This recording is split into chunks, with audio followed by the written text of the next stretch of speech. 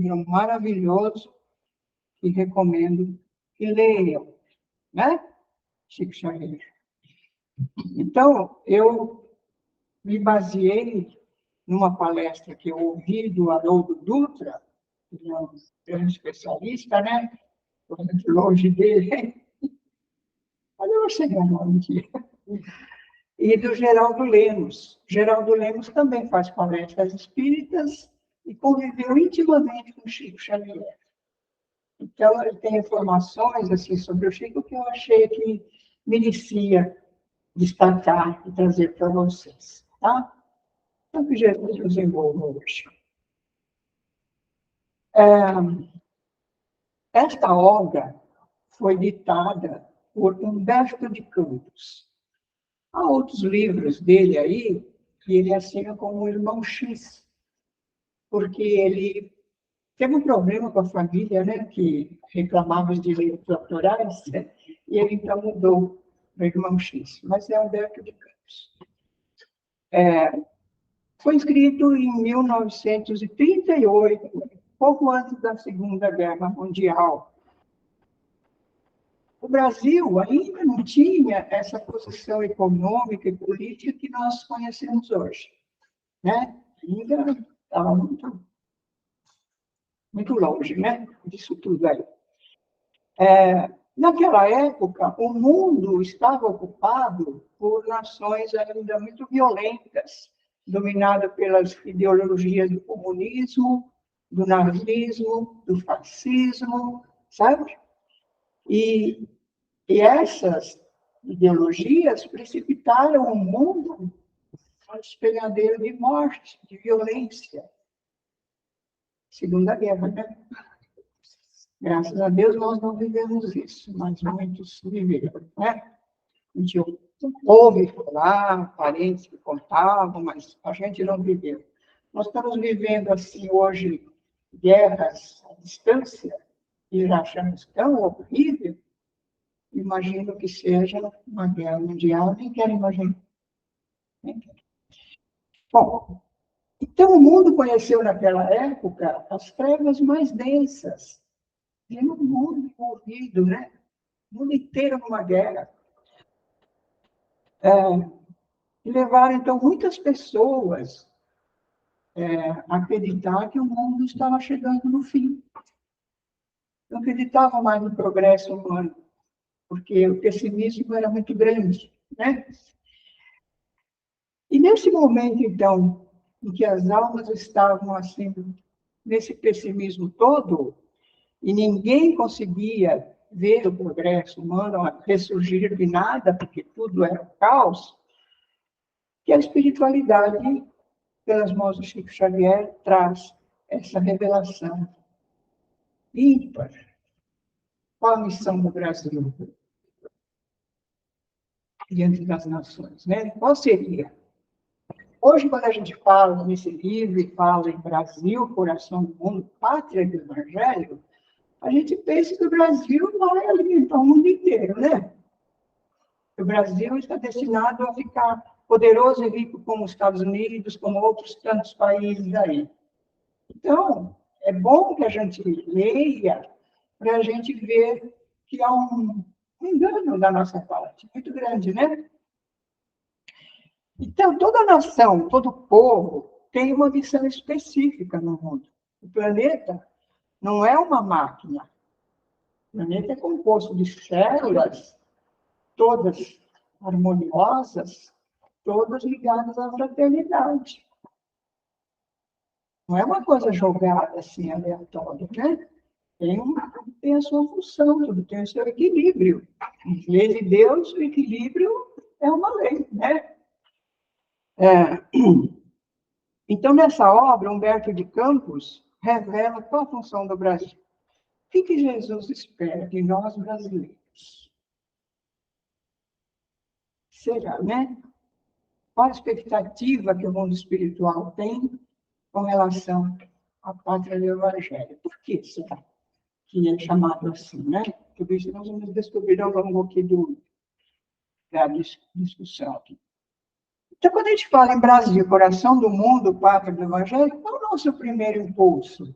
justamente a pensar que o Brasil estava destinado ao poder econômico, poder político, a gente ia se tornar uma grande nação poderosa. Se Deus quiser, nós vamos melhorar muito. Mas isso que a gente tem na imaginação não é bem assim, né? Como conciliar poderio econômico e político nesse mundo com o Evangelho? São coisas tão distintas. O Evangelho prega exatamente o contrário do que os bens materiais, do que as nações poderosas, os interesses econômicos falam. É muito diferente, né? Então, não tem como as coisas serem ligadas, porque uma coisa é o material, outra coisa é o espiritual.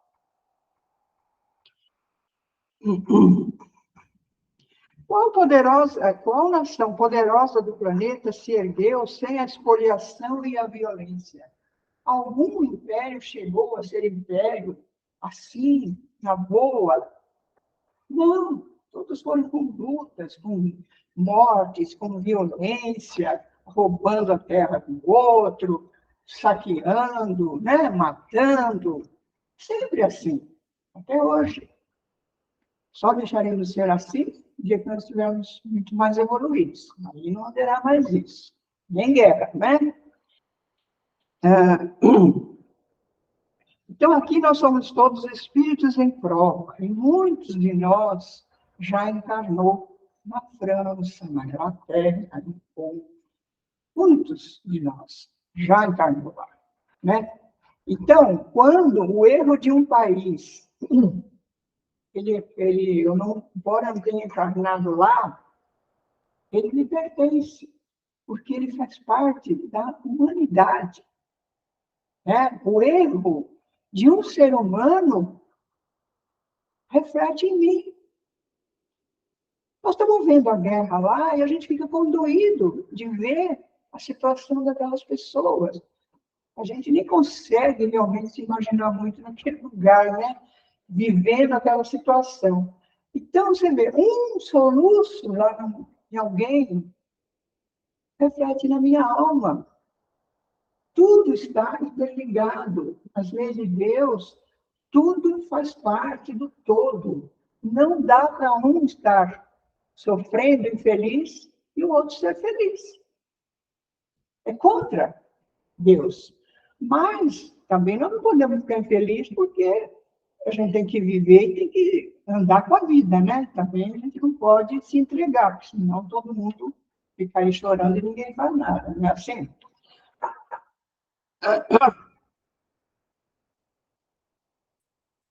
Então, quando nós pensamos na fraternidade universal, o erro de qualquer um é um erro meu também, né? É assim. E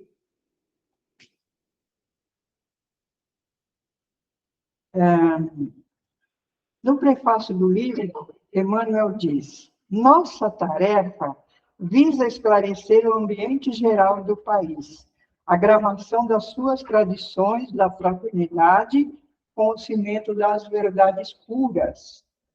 Por quê? Se a Grécia e Roma tiveram a sua hora na origem da civilização do Ocidente, né? Se o Império Português e o Império Espanhol se alastraram pelo planeta todo, com certeza nós também vamos ter a nossa hora. O Brasil terá a sua hora em que ele vai exercer a sua missão.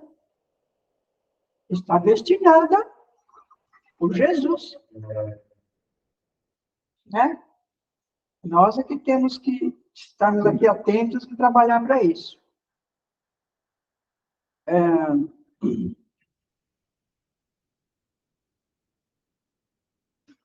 A evolução não é um processo caótico. A evolução é dirigida pela sabedoria e pelo amor infinito de Deus. Muitas vezes a gente pensa assim, que tudo está ruim demais, tudo está um caos. A gente fala isso aqui, lê isso, e fala, eu não acredito que será assim, porque não estou vendo saída, né? Não estou vendo. Nosso mundo está muito ruim, está tudo muito difícil, tá? As pessoas estão, não sei o quê. Então, a gente acha que não vai ser possível. Mas tudo está coordenado por Deus e por Jesus. Nada vai sair do eixo. Né? Embora a gente vai passar por muitas coisas ainda, né? Já visto o temporário da semana, muitas coisas ainda vão ocorrer que vão nos assustar, mas isso faz parte desse processo da transição. Nós estamos vivendo essa transição, né? Parecia que estava tão longe, mas nós estamos dentro dela, né?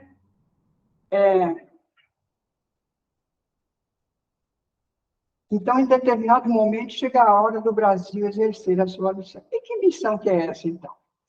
Então, um cientista alemão visitou uma vez, ele chamava Humboldt, ele visitou toda a América Latina e ficou impressionado com a fauna, a flora, a riqueza mineral que existia no território nosso, né? E mais ainda, quando ele navegou pelo Rio Amazonas, ele ficou muito impressionado com aquela floresta fantástica, majestosa, né? Aquilo, aí ele declarou: eis o celeiro do mundo. Quando viu todo esse potencial que existe no nosso país. E já foi bem deteriorado, né? Imagina quando ele visitou, como que não era muito melhor, né? Então, Emmanuel fala que ele tinha razão quando ele disse isso. Porém, diz Emmanuel, nós temos que desdobrá-la, estendendo-a do seu sentido econômico à sua significação espiritual. Então, o nosso engano está sempre aí, visando só o material. Não, nós temos que ver o lado espiritual, né? É isso que ele tenta mostrar para a gente nessa obra. O Brasil é o celeiro espiritual do mundo. Ele não está destinado a suprir só as necessidades econômicas, alimentar as pessoas mais necessitadas, mais pobres. Isso também vai fazer. Mas o maior que ele vai fazer é ser o celeiro de claridades, de fé raciocinada, que é o Espiritismo, né? A fé que leva as pessoas a ter esperança, a crença. Então, essa é a nossa missão. É ser esse celeiro de luzes, de espiritualidade, de fraternidade para o mundo, para as outras nações. Esse é o nosso destino. Mas compete a quem está aqui encarnado, né? Nós temos que fazer jus e trabalhar para isso, né?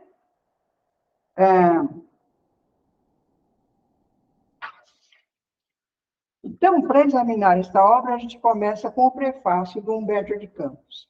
Ele era um homem da Academia Brasileira de Letras, um dos maiores literatos que a gente já teve, uma inteligência muito perspicaz, muito fina, um homem que sabia apreciar os fatos, descrever e passar para o pensamento do médium exatamente como devia. Então, Emmanuel dá essa missão a ele, porque via que ele, nesse aspecto, era o mais capaz, era o que tinha mais habilidade para transmitir realmente aquilo tudo como devia, né? E Emmanuel diz assim: se numerosos pensadores e artistas notáveis traduziram a grandiosidade do mundo novo, contando lá fora as inesgotáveis reservas do gigante da América, todo esse espírito analítico não passou da esfera superficial das apreciações. Por quê? Porque a gente não consegue compreender essa missão espiritual, porque a gente confunde com a missão material. E aí ele continua, porque não viram o Brasil espiritual, o Brasil evangélico, em cujas estradas, cheias de esperança, luta, sonha e trabalha, o povo fraternal e generoso, cuja alma é a flor amorosa de 3 raças tristes. Então, por que Brasil espiritual? Porque Jesus transplantou para cá, da Palestina para cá, a árvore do seu evangelho. Ele destinou o Brasil Para isso, ele estava tão desesperançado, não vou falar mal da cidade aqui, tão desesperançado de ver como a doutrina dele estava sendo interpretada, que ele resolveu colocar tudo num lugar novo, uma terra nova, né? Então, por que da Palestina para cá e por que árvore? Árvore não é alguma coisa que nasce assim, rapidinho, 5 minutos. A árvore tem uma história, né? E a história está nela mesma. Na árvore está tudo que ela passou, tudo que ela absorveu, todos os nutrientes. Então, leva anos para uma árvore ser uma árvore portentosa, né? Uma árvore, né? Como a gente conhece. Porque ela absorve tudo, todos os acontecimentos dela estão nela mesma, né? Ela cria raiz. Então, transplantar uma árvore é difícil, porque você tem que tirar de lá, daquele solo, plantar em outro solo diferente, daquele clima para outro clima. E você tem que fazer com que ela não morra, que ela floresça. Muitas vezes a gente pega uma plantinha, transplanta com um vasinho e ela morre. Coisinha simples, né? Quanto mais uma árvore. E aqui está no sentido figurado, né? Não é uma árvore. É o Evangelho de Jesus, né? Tirar de lá e trazer para cá. Então, quais as características dessa árvore? A história do Evangelho começa nos profetas do Velho Testamento. Quem que foram esses homens, né? Então, se a gente pega um filósofo grego, né, a gente fica encantado de ver o raciocínio, a beleza com que ele expressa as coisas, as palavras, tal, tal, tal. Os historiadores romanos, né, a gente fica impressionado com a visão política, a organização do Império, né, aquela coisa toda do Império Romano. Agora, quando a gente pega um profeta Isaías, um profeta Jeremias, todo mundo fica assustado. O profeta do Velho Testamento parece uma pessoa que está à beira de um surto psiquiátrico. Ele grita, ele xinga, ele fala alto, esbraveja, parece um doido. E às vezes, por causa do quê? De uma viúva que foi ofendida no mercado, um órfão que foi esquecido em algum canto, por coisinha que hoje você pode falar assim, só isso? Só tudo isso, né? Esbravejar tanto por tão pouco, né? Mas o profeta é essa pessoa que ergue a voz contra a injustiça e a opressão. É essa mensagem que ele deixou no Velho Testamento. Ele defendia os oprimidos, os fracos, né? E, inclusive, para o rei, às vezes ele falava também, né? Quando qualquer injustiça ocorria, também ele falava. Então, o profeta sempre foi a voz que dizia assim, o universo que nós vivemos é um universo moral, tem leis morais, tem leis de responsabilidade. Cada um de nós vai responder por seus atos. Lei de causa e efeito no Espiritismo, não é isso? A gente entende hoje? Cada um de nós vai responder. Então, tudo aquilo que eu faço de mal, de bom para o meu semelhante, eu engrandeço o meu semelhante, está no prato da balança. Tudo que eu faço, que oprime, que traz tristeza, que não é bom, está no outro prato. E aí eu vou receber o quê? Os ônus do que eu fiz de bom e os, como que chama? Os bônus do bom e os ônus daquilo que eu fiz de mal, né? Que é aquilo que eu causei de prejuízo. Por isso que a lei de causa e efeito é tão perfeita que nós vamos, não é pagar, né? A palavra pagar não gosto muito. Nós vamos nos reeducar pela lei de causa e efeito. Nós vamos ter a oportunidade de reencarnar com aquelas mesmas pessoas para a gente poder acertar os nossos ponteiros, nossas dificuldades. A lei de causa e efeito é fantástica, maravilhosa. Ninguém foge dela, né? Ninguém. Então, a luta desses homens, a voz de coragem deles diante da injustiça, é a raiz da árvore que foi transplantada para o Brasil. Essa é a raiz, quer dizer, é a base, né? A primeira coisa, sabe? A gente ter essa percepção, né? E foi sobre essa raiz que Jesus deixou o tronco se manifestar quando ele disse: bem-aventurados os que têm fome e sede de justiça, porque eles serão saciados. Mas antes disso, ele disse: bem-aventurados os brandos, os pacíficos, porque eles herdarão a terra. Então, quem é que vai herdar a terra? Os que promovem a paz, os que são contra a violência. O mundo regenerado de amanhã não vai ter suporte para violentos, para esses generais que vão lá e matam centenas, milhões. É para os brandos. Jesus falou isso aí para a gente. Os brandos herdarão a terra. Né? Os pacíficos, eles que realmente são a favor e lutam pela paz. Então, aí estava o tronco da árvore.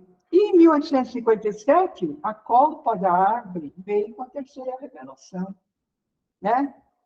Veio completar a planta, a árvore delicada. E aqui eu vou dizer para vocês umas explicações sobre Chico Xavier, para a gente entender o Chico no meio desse contexto, né? Chico faz parte desse processo da transformação do Brasil, né?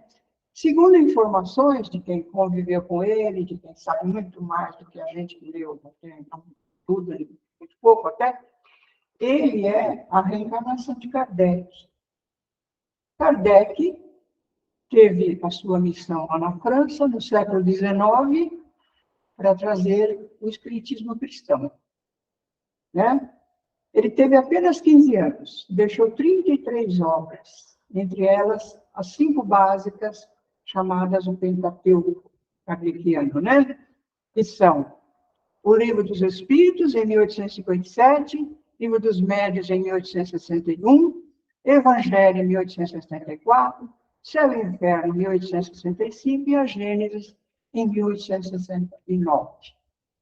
Então, seria necessário que ele terminasse de publicar a Gênese, o último livro, para que ele retornasse ao plano espiritual para se preparar por um pouco tempo, um período curto, para ele retornar e completar a sua obra numa segunda etapa.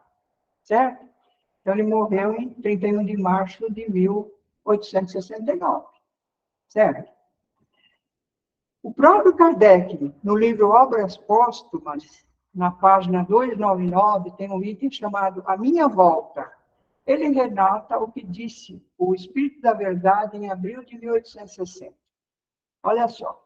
Prossegue em teu caminho sem temor, mas eu te afirmo que terás grandes satisfações antes de voltares para junto de nós, por um pouco tempo, né? Tempo curto.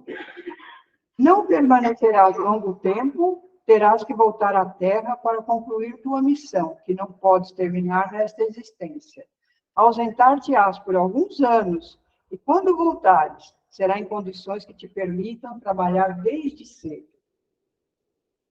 Pelos cálculos dele, ele acredita que ele estaria de volta no final do século XIX e início do século XX. Então, até 1909, o editor da revista O Reformador revelava que o espírito de Kardec sempre se manifestava no centro dos espíritos da capital, lá no Rio de Janeiro, instruindo os espíritas, né? Mas que, num determinado ponto, ele já não se manifestava mais, né? Então, o codificador que há tantos anos vem consolando e instruindo os espíritas em mensagens consoladoras, nos centros espíritas da capital, deixou de se fazer ouvir. E temos razão para acreditar que ele se prepara para voltar à Terra. E no Reformador de março de 1910, se tem a primeira notícia da reencarnação dele no Brasil. Então, segundo informações de quem conviveu, de quem sabe muito mais detalhes do que a gente, ele renasceu em Pedro Leopoldo, Minas Gerais, 2 de abril de 1910, Francisco Cândido Xavier. Que eu escrevi seja verdade, né? Eu acho que as fontes são dignas de serem verdadeiras, né? Em maio de 1927, o Chico Xavier tinha 17 anos e ele já é chamado à tarefa mediúnica. Como? Ele tinha uma irmã mais velha que estava com um estado obsessivo muito grave. E vem atender a irmã dele, uma família de Belo Horizonte, o marido e a mulher. E essa mulher, tendo vidência, pediu ao Chico para falar com os espíritos sofredores que estavam ali perturbando a irmã. Então, ali se deu a primeira doutrinação espírita, Pedro Leopoldo, né? E ele, a tarefa dele, então, foi consolar esses espíritos com aquela amorosidade toda que ele tinha, né? E ele conseguiu libertar a irmã da obsessão severa que ela tinha.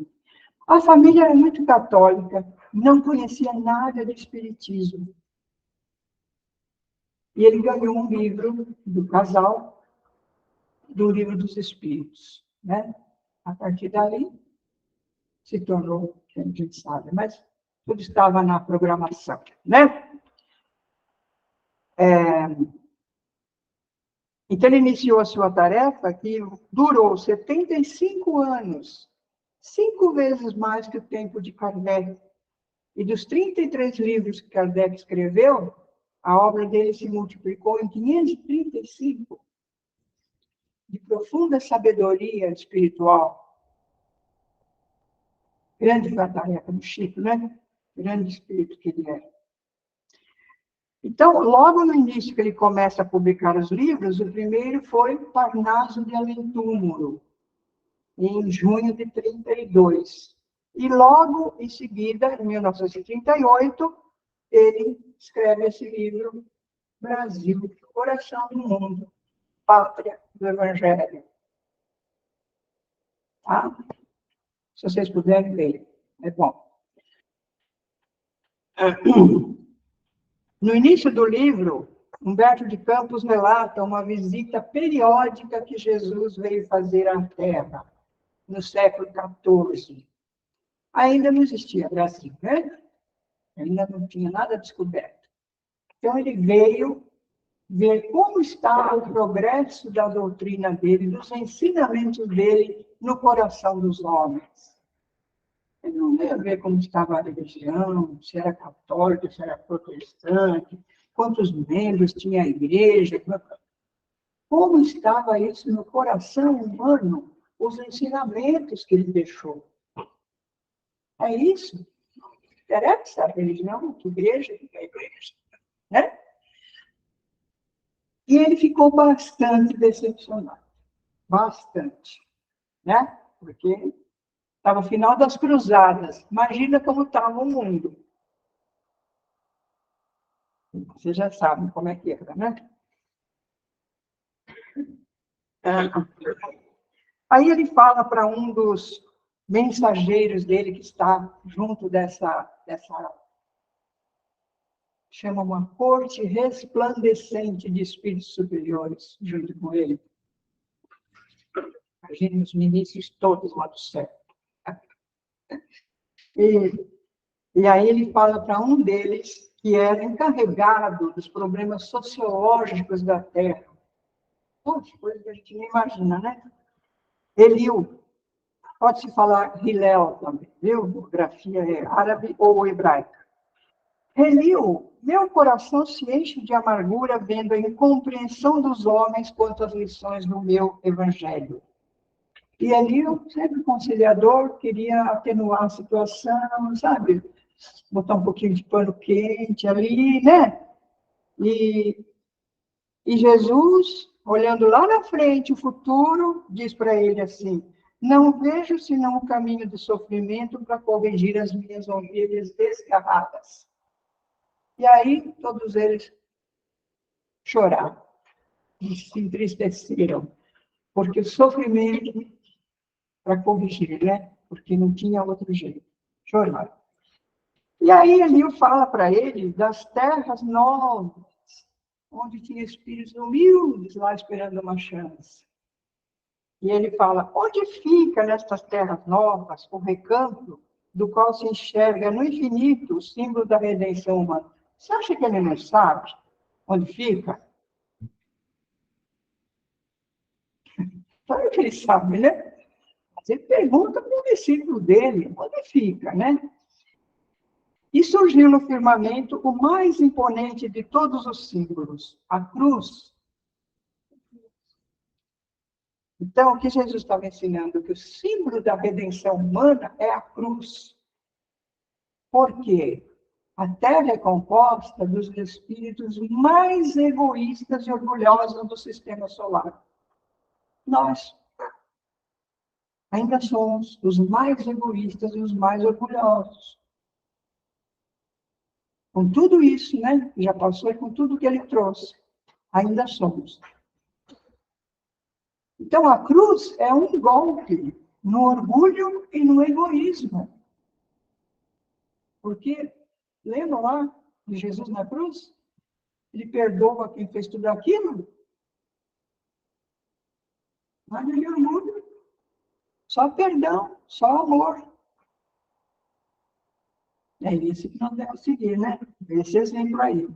Então, eles se encaminharam para as terras novas daquilo que mais tarde se chamaria as Américas. E Jesus, mostrando àqueles espíritos a região do Cruzeiro, ele se emociona, pede a bênção de Deus para aquelas terras onde ia transplantar o seu evangelho de piedade e de amor. Para esta terra maravilhosa e bendita será transplantada a árvore do meu evangelho de piedade e amor. No seu solo dadivoso e fertilíssimo, todos os povos da terra aprenderão a lei da fraternidade universal. Olha que responsabilidade que nós temos, hein, gente? A lei da fraternidade universal. É isso que nós temos que trabalhar e fazer.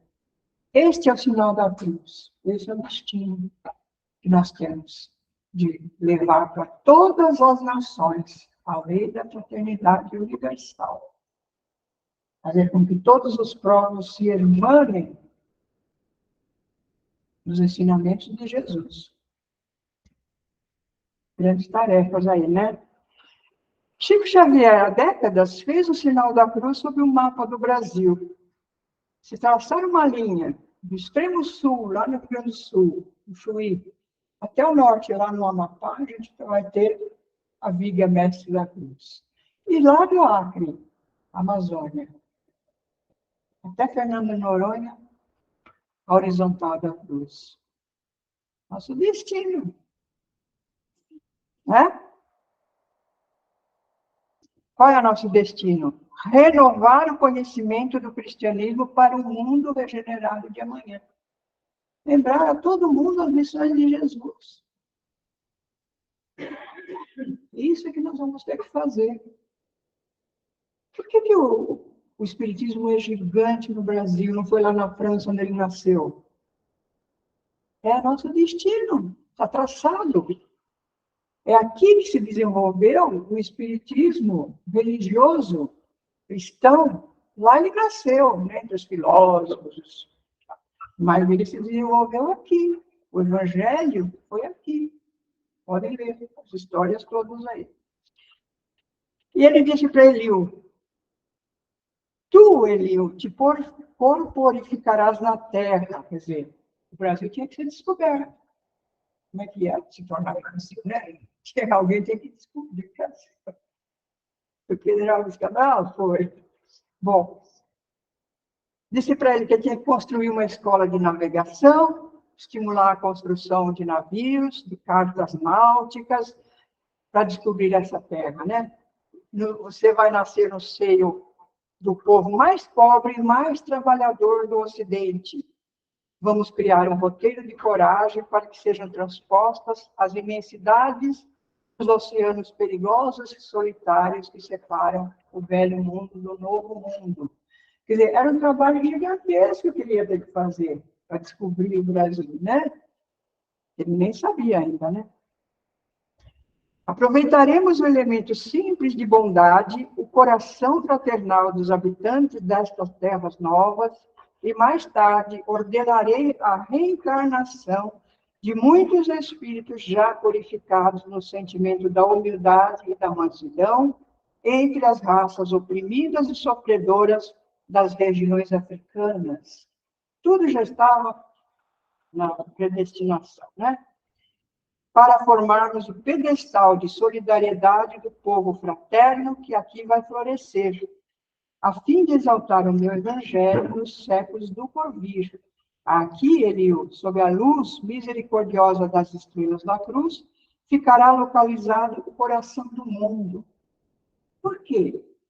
Se você olhar o contorno do Brasil, ele parece um coração, não parece? É o coração do planeta, é sentimento, ou a ordem do sentimento é a coração. Então, nós temos que levar essa mensagem, né? Da fraternidade, do sentimento bom, das coisas boas, né?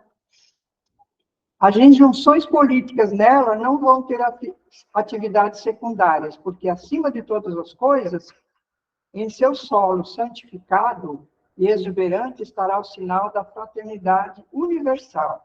Quer dizer, a política não ia ter uma importância muito grande para nós, porque a maior importância para nós ia ser essa. Tá? Então, Eliú nasce lá no povo português, como Henrique de Sagres, o grande navegador, que criou a escola fantástica de Sagres, que era a maior escola de navegação, né? Foi a maior tecnologia que existia naquela época. E quando ele volta à pátria espiritual, ele trabalha reunindo ainda pessoas que ainda estavam encarnadas, que faziam parte da escola de Sagres, aproveitando o sonho que eles tinham de conquistar a riqueza lá na Índia, na China, lá, contornando a África, aproveitando isso que estava na mente deles para intuí-los para fazer as navegações, as caravelas, para ir de rumo à Índia e China, né? Mas, na verdade, o intuito era para descobrir o Brasil. Quem é, então, Henrique de Sagres? Eliú, é o maior sábio do povo hebreu. Ele viveu na mesma época que Jesus, mas ele criou a maior escola bíblica da Palestina. Só tinha ele e mais um outro. Ele era o melhor, né? Era avô de Gamaliel. Se alguém leu Paulo de Tarso, sabe quem era Gamaliel, né? O chefe supremo do Sinédrio, o tribunal dos judeus. Ele era conciliador, igual ao avô dele. Era mestre de Paulo de Tarso. Então, Léo era esse, o avô de Gamaliel. Esses sábios, né? Hebreus aí. Os maiores mestres da escola naval eram todos judeus. Pedro Álvares Cabral, Cristóvão Colombo, Fernando de Noronha, que veio logo depois, trouxe uma esquadra cheia de judeus, todos judeus, né? Então, Jesus estava trazendo toda aquela arte, né? Trazendo todos aqueles conhecimentos, inclusive. Isso é fisicamente. E no mundo espiritual?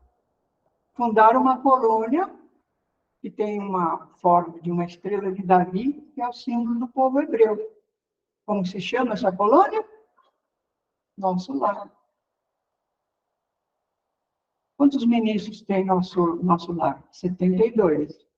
Quantos juízes tinha no Sinédrio? 72. E como as coisas se encaixam? Então, é a árvore que vem sendo transplantada, né? E assim, então, embarca a expedição de Pedro Álvares Cabral para descobrir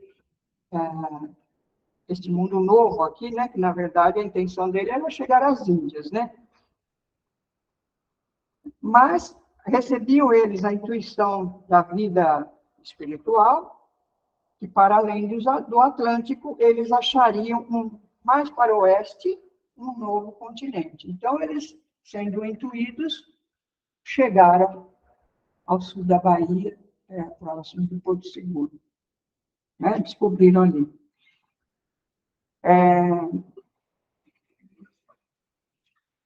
Quando eles chegaram ali, eles foram acolhidos fraternalmente pelos nativos indígenas. Indígena não é assim carimbó, como se fala, né? Ah, mas falta muito. Nossa. Então, Humberto de Campos ainda conta que os indígenas eram a etnia que já existia aqui. Espíritos simples e fraternos em prova para receberem com humildade e fraternidade aqueles que chegariam entre os séculos XV e XVI. A segunda etnia foi os portugueses, que eram mais evoluídos na ciência, na filosofia, na religião, certo? E aí, em terceiro plano, os membros da África, que eram espíritos que já se purificavam no sentimento de humildade e mansidão, né? E aí vieram no terceiro plano. Então, foi descoberto o Brasil. E Jesus vai fazer uma vistoria. Primeira etapa concluída, foi descoberto. Agora, a segunda etapa é desenvolver, né? Então, ele chama um dos seus elevados mensageiros na Terra, Ismael. Ismael, manda ao meu coração que doravantes sejas o zelador dos patrimônios imortais que constituem a terra do Cruzeiro. Recebe-a nos teus braços, e trabalhador devotado da minha seara, como a recebi no coração, pelo meu Pai. Então, no primeiro momento da nossa pátria, Jesus já nos deu o anjo Manuel, um anjo magnânimo, grandeza, imensidão que ele é, né? Já para ser o mentor espiritual da nossa pátria. Veja só que coisa maravilhosa isso. Então, aqui, o Consolador iria florescer, crescer e frutificar, né? Porque para cá ele havia transplantado a árvore da sua misericórdia. Ismael recebe a primeira tarefa. Dentre os portugueses, havia uns degredados que não tinham crime, eles eram perseguidos pela política de Lisboa, eles não eram criminosos, né? E ali, então, começou a se formar as primeiras famílias miscigenadas brasileiras, certo? E Jesus diz a Ismael, reúne as incansáveis falanges do infinito que cooperam nos ideais sacrossantos da minha doutrina e inicia desde já a construção da pátria dos meus ensinamentos.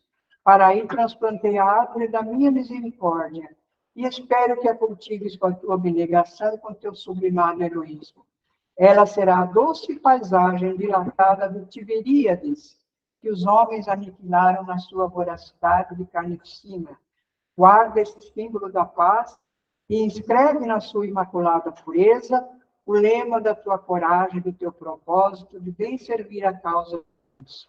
E, sobretudo, te lembra sempre que estarei contigo no cumprimento dos teus deveres, com os quais abrirás para a humanidade dos séculos futuros um caminho novo, mediante a sagrada revivescência do cristianismo. Então, agora, a Galileia era o Brasil, né? Transplantou tudo para cá. Ele entrega aos irmãos de Ismael uma bandeira e pede que ele escreve nela. E ele escreve Deus, Cristo e caridade. Olha, estamos estourando o nosso prazo. Se vocês quiserem, eu continuarei na outra semana. Se não for permitido, uma outra vez eu falo o resto. Ainda tem bastante. Tá bom? Senão vou ficar aqui até 9h30, o Edson vai me matar. É que o assunto não tem como cortar muito, sabe? Por mais que a gente corta, fica muito falho se você cortar demais, né? Então, fica assim ao critério do Edson e se vocês acharem que vocês querem ouvir mais. Tá bom? Vamos para as nossas vibrações, então?